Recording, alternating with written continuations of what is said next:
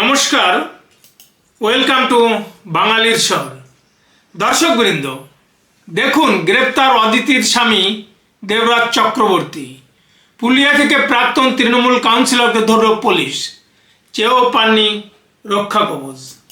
আর তিনি গ্রেপ্তার হওয়ার পরে রাজারহাট, গোপালপুর কিংবা বিধাননগর এলাকার মানুষ বাজি ফোটানো শুরু করেছে।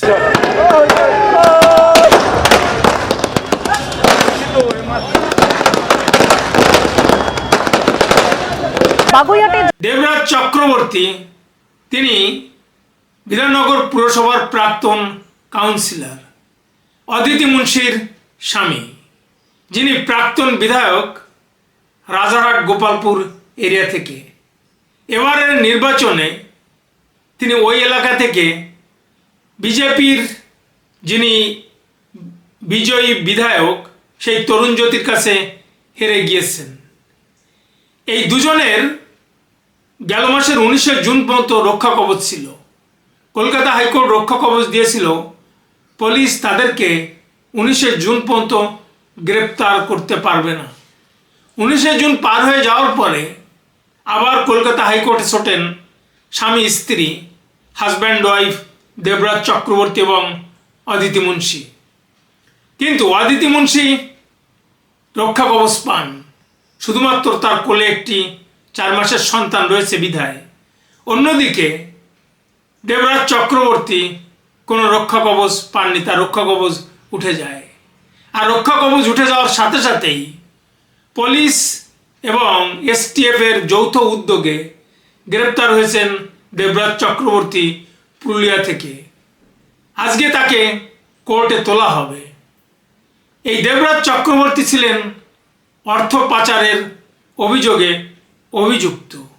শুধু তাই নয়, তিনি যখন কাউন্সিলর ছিলেন তখন প্রভাব খাটিয়ে তোলাবাজি করতেন, সিন্ডিকেট চালাতেন। এখন এই অদিতি মুন্সি একসময় গান করতেন, হরিনাম করতেন। দিনের পর দিন হরিনাম করতে করতে মানুষের জনপ্রিয়তা অর্জন করেছিলেন। মানুষ তাকে ভোট দিয়েছিল। কীর্তন, ভক্তিমূলক গান, মুখে সবসময় থাকতো হরে কৃষ্ণ হরে রাম, যশোদা, অনেক কিছু। আর আজকে দুজনের বিরুদ্ধে দুর্নীতির অভিযোগ উঠেছে। আসলে হরিনামের আড়ালে দুর্নীতির আঁকড়া চালাতেন তারা। এই দেবরাজ চক্রবর্তীকে গ্রেপ্তার করা হয়েছে বাগুইআটি থানায় অভিযোগের ভিত্তিতে। অভিজিৎ শাহ, যিনি একজন প্রমোটার, তিনি অভিযোগ করেন যে বিধাননগর এলাকাতে যদি কোনো বিল্ডিং গড়তে হয় তাহলে দেবরাজ চক্রবর্তীকে টাকা দিতে হতো, তা না হলে প্রাণে মারার হুমকি দেওয়া হতো এবং কাজ বন্ধ করে দেওয়া হতো। ইভেন সে 30 লক্ষ টাকা, এই অভিজিৎ শাহ 30 লক্ষ টাকা দেবরাজ চক্রবর্তীকে দিয়েছেন এবং 5 লক্ষ টাকা তার সহযোগী মনীষকে দিয়েছেন। অদিতি মুন্সির এই দেবরাজ চক্রবর্তীর দুজন সহযোগী অলরেডি আগেই গ্রেপ্তার হয়েছে।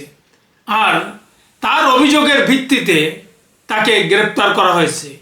এ নিয়ে বর্তমান বিধায়ক রাজারহাট গোপালপুর এরিয়া থেকে সেই তরুণ জ্যোতি তেওয়ারি, যিনি অদিতি মুন্সিকে পরাস্ত করেছেন, তিনি তার সম্পর্কে, দেবরাজ চক্রবর্তী সম্পর্কে কি বলেছেন আপনারা শুনুন। দেখুন, একটা 2 পয়সার কাউন্সিলর নাকি 1300 কোটি টাকার সম্পত্তির হদিশ তো আমি পেয়েছি। আমি এর অভিযোগ করেছিলাম। অদ্ভুতভাবে ভোটের আগে 25/3/2026 সে প্রপার্টিগুলো বেচে দিল।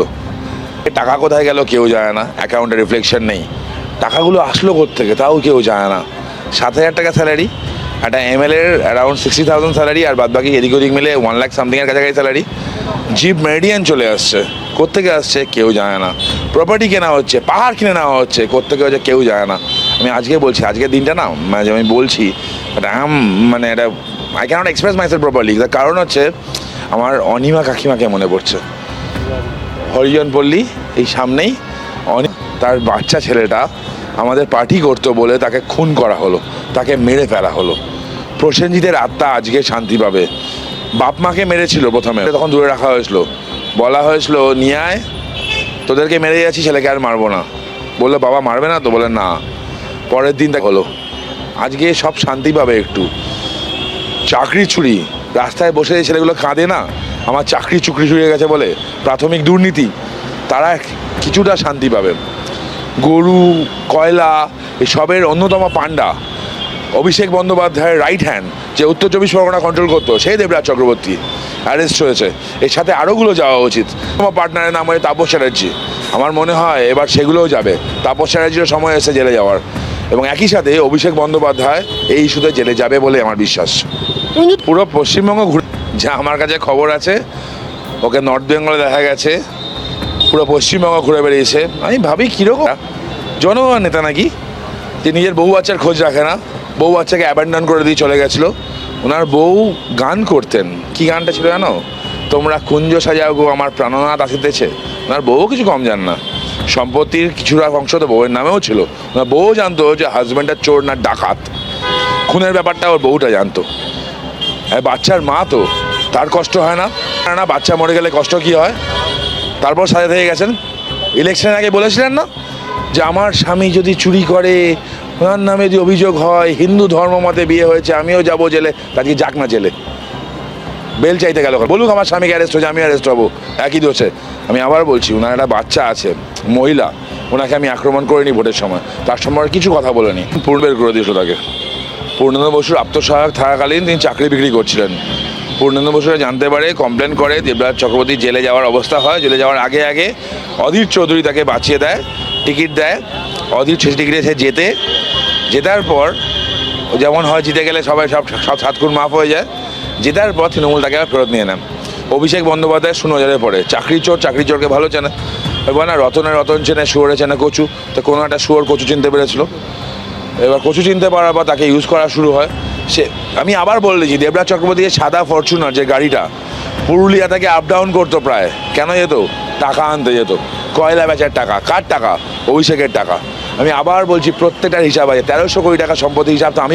দর্শকবৃন্দ, ভাবুন 1300 কোটি টাকার মালিক, যিনি একজন পুরসভার কাউন্সিলর, তার বেতন 6-7 হাজার টাকা, আর একজন বিধায়কের বেতন অদিতি মুন্সির মাত্র 60,000 টাকা। 5 বছর বিধায়ক ছিলেন। সর্বসাকুল্যে যদি তর্কের খাতিরে 1 লক্ষ টাকাও যদি দুজনের মিলে বেতন হয়, তাহলে এত কোটি টাকা, 1300 কোটি টাকা কিভাবে জমালেন?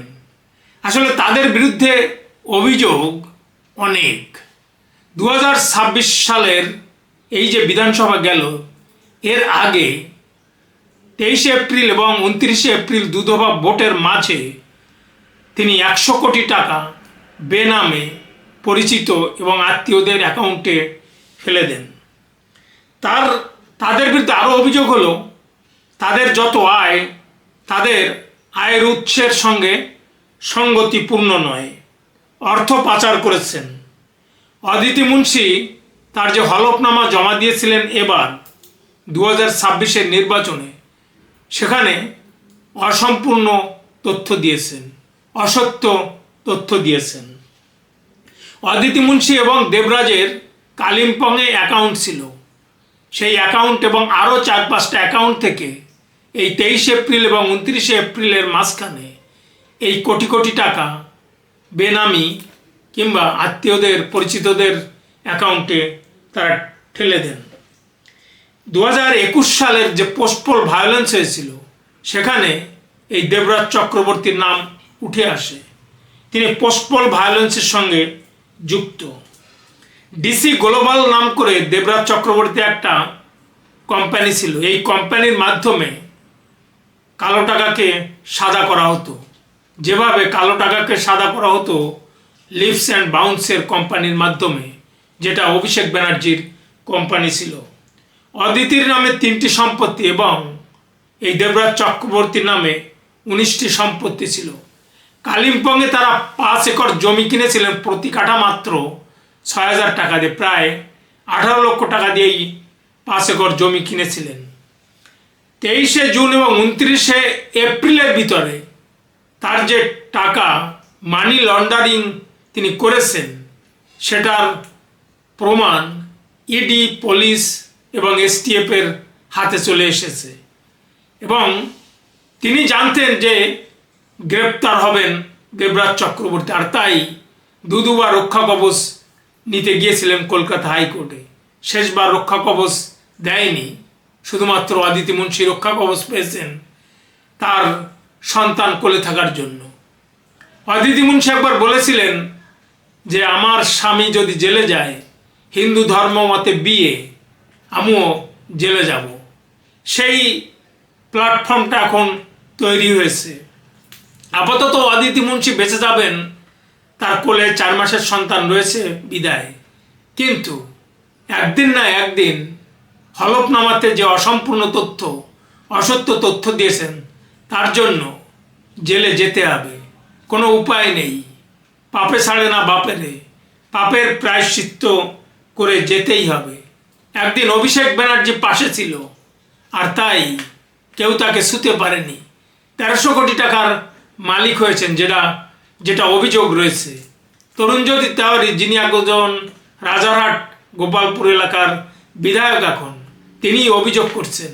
অভিযোগের নিতান্তই সারবত্তা রয়েছে, কারণ এই দেবরাজ চক্রবর্তী তার গাড়িতে করে পুরুলিয়া থেকে কয়লার টাকা কালীঘাটে পৌঁছে দিতেন, অভিষেক ব্যানার্জির টাকা অভিষেক ব্যানার্জির কাছে পৌঁছে দিতেন, আর বিনিময়ে তিনি 1300 কোটি টাকা জমিয়ে নিয়েছেন। মুখে হরিনাম, আড়ালে দুর্নীতির আঁকড়া।